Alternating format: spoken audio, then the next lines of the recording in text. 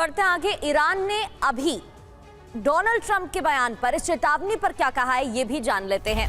बातचीत पर ईरानी विदेश मंत्रालय इस्माइल बगाई का बयान सामने आया है। ईरानी विदेश मंत्रालय की तरफ से इस्माइल बगाई ने क्या कहा है? अमेरिका से बातचीत नहीं चल रही है, सिर्फ ओमान से बातचीत जारी है।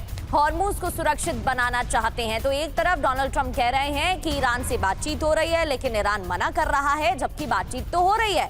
और दूसरी ओर ईरान क्या कह रहा है कि हमारी तो ओमान से बातचीत चल रही है, अमेरिका से तो कोई बात हुई नहीं है।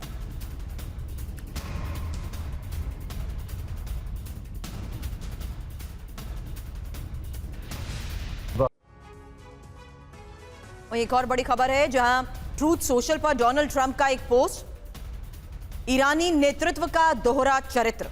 ईरान पहले बातचीत के लिए गिड़गिड़ाता है, बाद में अपनी कही बातों से ही मुकर जाता है। ईरान सिर्फ ओमान के संपर्क में है। हॉर्मुज स्ट्रेट पर अमेरिकी सेना का नियंत्रण।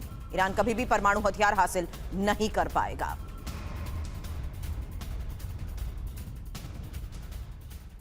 और डोनाल्ड ट्रंप के दबाव में नहीं है ईरानी नेतृत्व। ईरान युद्ध के लिए भी तैयार है, हर हमले का मुंहतोड़ जवाब मिलेगा, वार्ता पर झुकेगा नहीं ईरान। ये ईरान की तरफ से वक्त वक्त पर बताया जा रहा है। न्यूयॉर्क टाइम्स के हवाले से खबर, जिस तरीके से ईरान डटा हुआ है उससे भी संदेश देने की कोशिश। हालांकि अमेरिका की भी पूरी तैयारी है।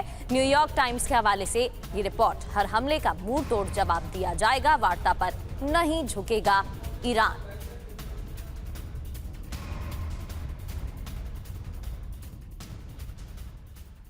लेकिन बड़ा सवाल यही है कि क्या परमाणु तकरार फिर युद्ध करवाएगा, क्योंकि अमेरिका और ईरान जो रुख अभी तक सामने आया है, इंफॉर्मेशन वॉल पर एक एक डिटेल, जहां परमाणु समझौता करने का दबाव अमेरिका की तरफ से, जबकि ईरान युद्ध के बाद बातचीत के लिए राजी नहीं है। इसी फ्रंट को देखते हुए अमेरिका परमाणु कार्यक्रम रोकने को बार बार कह रहा है, जबकि परमाणु कार्यक्रम चलाने पर ईरान अड़ा हुआ है।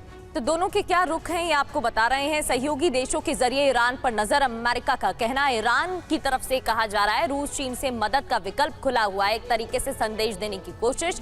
ईरानी परमाणु कार्यक्रम पर इजराइल आक्रामक है, तो वहीं ईरान का क्या रुख है? इजरायली आक्रामकता को जवाब देने की कोशिश की जा रही है, ये भी बताने की कोशिश यहाँ पर की गई है। मेजर जनरल अस्थाना सर, जिस तरीके से डोनाल्ड ट्रंप की तरफ से लगातार धमकी दी जा रही है और ये कहा जा रहा है कि आखिरी मौका है, तो इस तरीके के बयान क्यों दिए जा रहे हैं? क्योंकि वो हर बार तो यही कहते हैं कि ये वाला आखिरी मौका है। क्या वो ये दुनिया को दिखाने की कोशिश कर रहे हैं कि वो तो चाहते हैं युद्ध रुक जाए, लेकिन ईरान है जो मानने के लिए तैयार नहीं है? देखिए, प्रेसिडेंट ट्रंप के पास में अभी ऑप्शंस ज़्यादा बाकी नहीं है। जितना उन्होंने हमला करना था, बम्बार्डमेंट करना था, नुकसान पहुंचाना था, वो कई बार पहुंचा चुके हैं और उससे ईरान नहीं झुका तो आगे भी नहीं झुकेगा, पहली बात।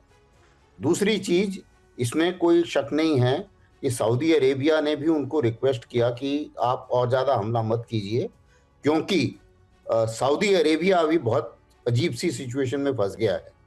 हुदीज़ ने उनका रेड सी वाला जो रूट है, बाब-अल मंदेब वाला, वो बंद करने की कर दिया है और स्ट्रेट ऑफ हॉर्मुज बंद पड़ा है, तो सऊदी अरेबिया का कुछ भी सामान बाहर नहीं जा रहा है।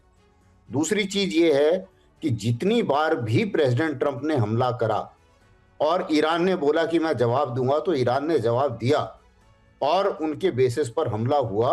अगर बेसिस पर हमला हुआ और उसके साइड इफेक्ट जो इनके गल्फ में एलाइज हैं उनके ऊपर भी गए, तो इसमें भी कोई शक नहीं है कि अब भी अगर वो हमला करेंगे तो उसका जवाब मिलेगा और ज़्यादा नुकसान हो सकता है। और ईरान के पास भी ऑप्शंस हैं। बाब-अल मंदेब एक ऑप्शन है, सी केबल्स काटना दूसरा ऑप्शन है, और भी कई सारे ऑप्शन हैं और भी फ्रंट खोले जा सकते हैं। बिल्कुल। तो ये सब चीज़ों को मद्देनजर रखते हुए प्रेसिडेंट ट्रंप, जिसे एक अमेरिका में बोलते हैं टाको मूवमेंट, कि president Trump always chickens out, तो ये president Trump always chickens out वाली कहानी है। अभी जहां तक वो कह रहे हैं कि ईरान बातचीत के लिए गिड़गिड़ा रहा था, ऐसा कुछ नहीं है। मेरा अपना मानना ये है कि बैक चैनल बातचीत हो रही है और बैक चैनल बातचीत मेडिएटर्स के थ्रू हो रही है, डायरेक्ट बातचीत कुछ नहीं हो रही है। और ईरान का ये कहना कि मैं डायरेक्टली अमेरिका से कोई बात नहीं कर रहा हूँ, वो सही है, लेकिन इनडायरेक्टली बातचीत मेडिएटर से हो रही है। और मेरा अपना जो मेरी जानकारी है वो ये है कि इनडायरेक्ट बातचीत में ये बातचीत कही जा रही है कि जो पुराना 14 पॉइंट वाला प्रोग्राम था उसके ऊपर आगे बढ़ा जाए, लेकिन मुसीबत गाड़ी वहां पर फंसती है। लेकिन उसकी अंडरस्टैंडिंग को लेकर सबसे बड़ी बात है, इसीलिए दोबारा अगले फेज ऑफ ऑपरेशन के तहत सीमित ही सही लेकिन हमले जारी हैं। 3 बड़ी बातें अस्थाना सर ने कही। नंबर 1, अमेरिका के बाद सीमित विकल्प है। नंबर 2, ईरान समुद्री घेराव और प्रॉक्सीज को एग्रीवेट करते हुए अमेरिका के लिए और आर्थिक तौर पर बड़ी मुश्किलें विश्व के लिए भी डाल सकता है। और तीसरी बड़ी बात, जहां बैक चैनल बातचीत तो हो रही है लेकिन इसी मेमोरेंडम को लेकर अंडरस्टैंडिंग पर अभी भी सवालिया निशान है। अब मुश्तबा के सलाहकार मोहसिन रजाई का बड़ा बयान सुनिए, क्योंकि इस बयान में अमेरिका को बड़ी धमकी दी गई है। स्ट्रेट ऑफ हार्मूज को लेकर अमेरिका धमकी ना दे और अमेरिका के कहने पर हॉर्मूज नहीं खुलने वाला है, हॉर्मूज में दूसरा कॉरिडोर नहीं बनने देंगे। अगर अमेरिका युद्धपोत भेजता है तो उस पर हमला करेंगे।